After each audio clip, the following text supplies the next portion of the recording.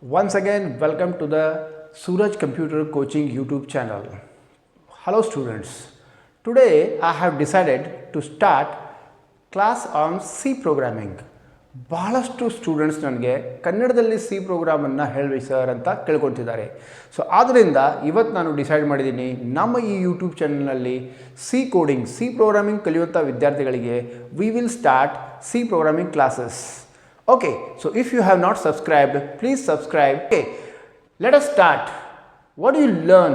What do you know about the C programming? ನಿಮಗೆ C ಪ್ರೋಗ್ರಾಮ್ನಲ್ಲಿ ಏನು ಗೊತ್ತಿದೆ? ಸೊ ನಾವೇನು ಕಲಿಬೇಕು ಸಿ ಪ್ರೋಗ್ರಾಮಿಂಗ್ನಲ್ಲಿ? ಸಿ ಪ್ರೋಗ್ರಾಮಿಂಗ್ ಕಲಿತಾದ್ಮೇಲೆ ನಾವು ಎಲ್ಲೆಲ್ಲಿ ಜಾಬ್ ಮಾಡ್ಬೋದು ಎಲ್ಲ ಥರದ ಮಾಹಿತಿನ ನಾನು ಈ ಯೂಟ್ಯೂಬ್ ಚಾನಲಲ್ಲಿ ಕೊಡ್ತಾ ಇದ್ದೀನಿ. So let us start with the C program.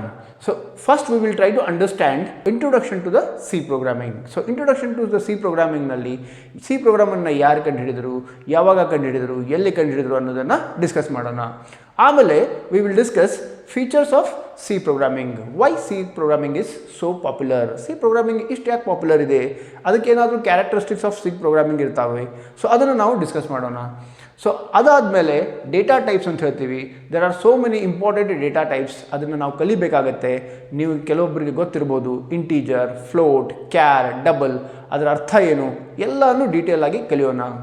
ಅದಾದಮೇಲೆ basic structure of C programming. C programming ಯಾವ ಥರ ಬರೀಬೇಕು, ಅದರದ್ದು ಬೇಸಿಕ್ ಸ್ಟ್ರಕ್ಚರ್ ಏನು, ಅದರದ್ದು ರೂಲ್ಸ್ ಆ್ಯಂಡ್ ರೆಗ್ಯುಲೇಷನ್ಸ್ ಏನು ಅನ್ನೋದನ್ನು ನಾವು ಕಲಿಯೋಣ.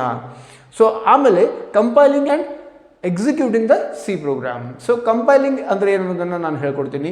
ಯಾವ ಥರ ಸಿ ಪ್ರೋಗ್ರಾಮನ್ನು ಎಕ್ಸಿಕ್ಯೂಟ್ ಮಾಡಬೇಕು ಅನ್ನೋದನ್ನು ಕೂಡ ನಾನು ಹೇಳ್ಕೊಡ್ತೀನಿ. ಸೊ ಇದನ್ನೆಲ್ಲ ನಾವು ಡಿಸ್ಕಸ್ ಮಾಡಬೇಕಾಗತ್ತೆ. ಒನ್ಸ್ ಅಗೇನ್ ನಾನು ರಿಪೀಟ್ ಮಾಡ್ತೀನಿ. Introduction to the C programming, features of C programming, data types ಮತ್ತು basic structure of C programming, compiling and execution of C programming.